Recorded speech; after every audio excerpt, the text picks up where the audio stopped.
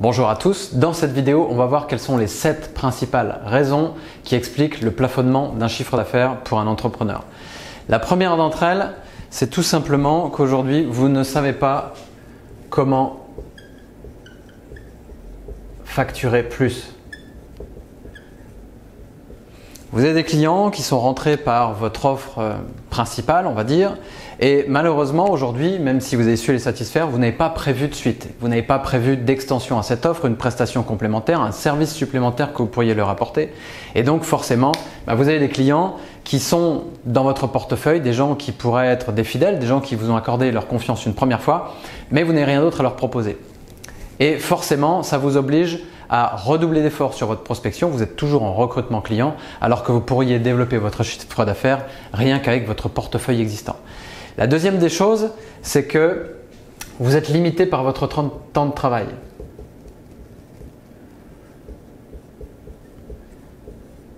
Votre agenda compte par exemple 5 jours de travail, vos journées font 7 à 10 heures de temps disponible pour vos clients, mais forcément si vous les remplissez d'ores et déjà, eh bien vous n'avez plus de capacité d'en accueillir de nouveaux. Alors qu'est-ce que ça veut dire? Eh bien ça veut dire que vous allez devoir réserver du temps disponible pour accueillir de nouveaux clients, ce qui vous permettra mécaniquement de développer votre chiffre d'affaires ou de trouver un moyen de développer des prestations collectives. Si vous faites de la formation ou du consulting par exemple, vous pouvez faire de l'inter-entreprise, vous pouvez prendre plusieurs clients à la fois, vous pouvez faire du coaching à distance.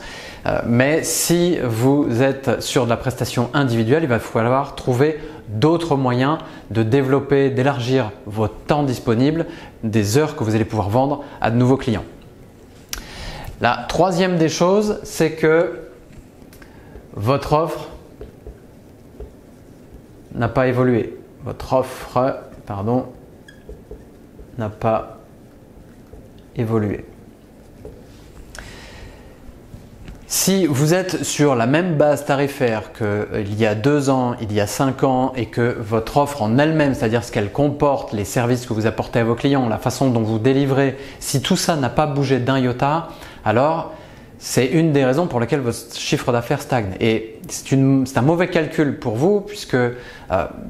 les prix augmentent un petit peu partout, le coût de la vie augmente et si vous n'indexez pas vous-même votre offre sur le coût de la vie, eh bien vous avez quelque chose qui non seulement ne va pas permettre de développer votre chiffre d'affaires, mais en plus va vous rapporter d'une année sur l'autre de moins en moins de marge. Cette offre, elle est faite pour évoluer en fonction des besoins de vos clients, en fonction des apports technologiques qu'il peut y avoir sur votre marché selon l'activité qui est la vôtre, mais également en fonction de ce que vos clients peuvent avoir besoin pour leur apporter davantage de services. Donc il faut toujours se mettre à l'écoute de son marché pour savoir comment faire évoluer son offre et essayer de répondre au mieux avec le temps et donc la réajuster aussi sur le plan tarifaire. Quatrième des choses, quatrième explication pour un chiffre d'affaires qui stagne, c'est que vous n'avez pas de stratégie d'acquisition. Et par stratégie d'acquisition, j'aurais même tendance à dire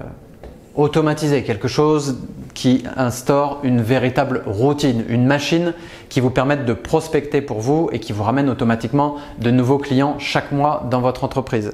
Et si vous n'avez pas ce genre d'automatisation, ce genre de machine, un système vraiment qui fait la conquête pour vous,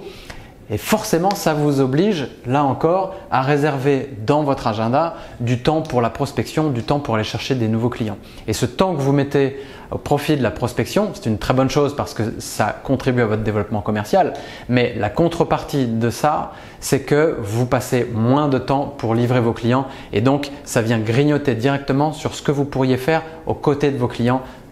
alors que vous en passez à en chercher. Donc, il est très important dans une entreprise qui croît, dans une entreprise qui veut grandir et qui ne veut pas être limitée par son chiffre d'affaires, d'avoir une réelle stratégie d'acquisition et des moyens de la développer sans que ça vous prenne sur votre temps client, on peut dire.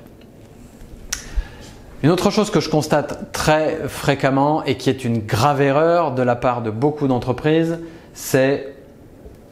de ne pas assez communiquer.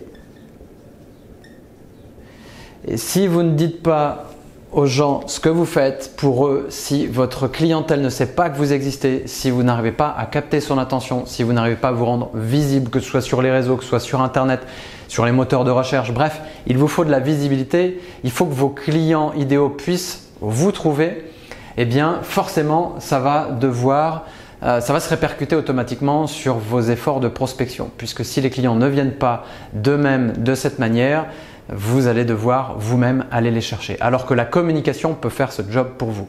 Là encore, il y a des principes simples pour communiquer de manière automatique. Vous pouvez faire de la publicité en ligne par exemple, qui est un excellent moyen de ramener des prospects dans votre tunnel de vente, dans votre système d'acquisition client, pour peu que vous en ayez un en place. Avant-dernière chose, c'est que vous êtes à 0 délégation et où vous travaillez seul. Qu'est-ce que je veux dire par là? C'est que, et ça va rejoindre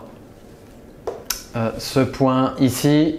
ce point-là, c'est-à-dire que si aujourd'hui vous faites cavalier seul dans votre entreprise, que vous n'avez pas prévu de recruter quelqu'un qui ferait soit le commercial pour vous, quelqu'un qui gérerait la comptabilité, quelqu'un qui vous assisterait sur la livraison de vos clients, quelqu'un qui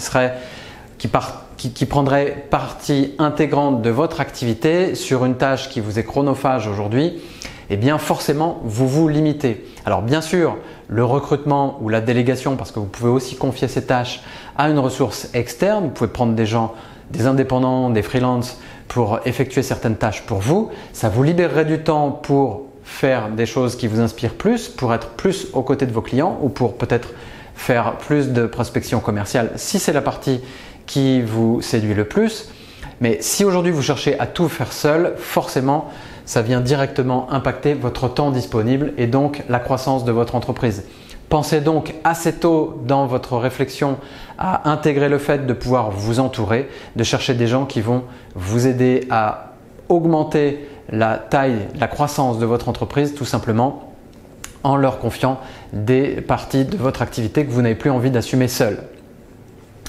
Et la dernière des choses, c'est un point qui serait un peu global par rapport à tout ça, mais c'est vraiment une erreur que je rencontre très souvent, c'est que vous n'avez pas conscience que là où se situe votre chiffre d'affaires actuel et là où vous plafonnez,